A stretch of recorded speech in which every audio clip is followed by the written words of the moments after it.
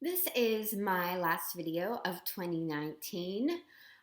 Thank you for joining me this year. I'm really happy to have you here. I started this channel back in May and I can't believe it's December now, and I'm just really happy to have you here. So I'm going to pick up again probably in the middle of January. I don't want to set an exact date now. Because I am going to take a little break. But I will probably, a Wednesday in the middle of January, I will start posting again. So I wanted to end the year with a tip to overcome writer's block, because if you're doing any writing over the end of the year or the beginning of the year, if you're starting a new project, I thought, having this tip to refer to would be really helpful. So I talk to myself in my head a lot, and it really helps me write consistently and never really get stuck, because I'm always having a conversation in my head with myself, and I will just start writing and putting that down on paper. I like handwriting things a lot, but obviously you can just start typing. And so at that stage, it doesn't really matter about having good writing and getting the grammar right and getting the sentence structure right. It can just look like a mess.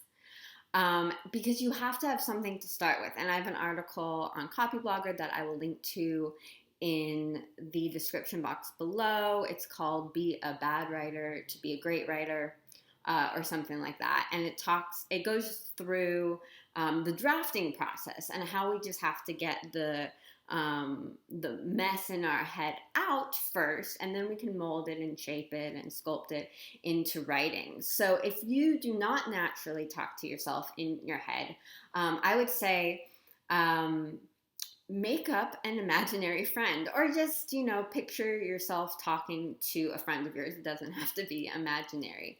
But if you feel a little stuck with an idea, say, you're sitting down to write and you're like, okay, here's what I want to talk about, and it's just not coming out. Instead of immediately starting, writing or putting your hands on the keyboard or picking up a pen and going like, okay, well, I know what I want to talk about, but I don't know how to say it, or maybe it's going to sound bad. You start to put a lot of pressure on yourself in that situation. Instead, just, if you're alone, if you're having writing time, you're probably alone. Picture yourself sitting across from your friend, and if you were talking about this idea, just start talking out loud or in your head about what you would say about the topic. It could be just a lot of the details. And I actually would say, before you start writing anything, spend 15 minutes to a half an hour having this imaginary conversation with a person. Maybe you'd imagine their input and what they'd say that you could use as supporting, evidence or details, or just like a really winning, sharp, crisp sentence from the other person's point of view. Because if you're making up what they would contribute to the topic, obviously it's just going to turn into your writing. The imaginary friend will not get credit for it. So have this, if you're really struggling, take the pressure off yourself from writing. Have this imaginary conversation for 15 minutes, 20 minutes, half an hour, something like that. And then, you'll probably repeat yourself over and over again with, it's a little bit of ruminating, because you're going over it over, the period of time that you set aside, and say, okay, I have all these ideas that I've been talking about with my friend. Let me start writing them down.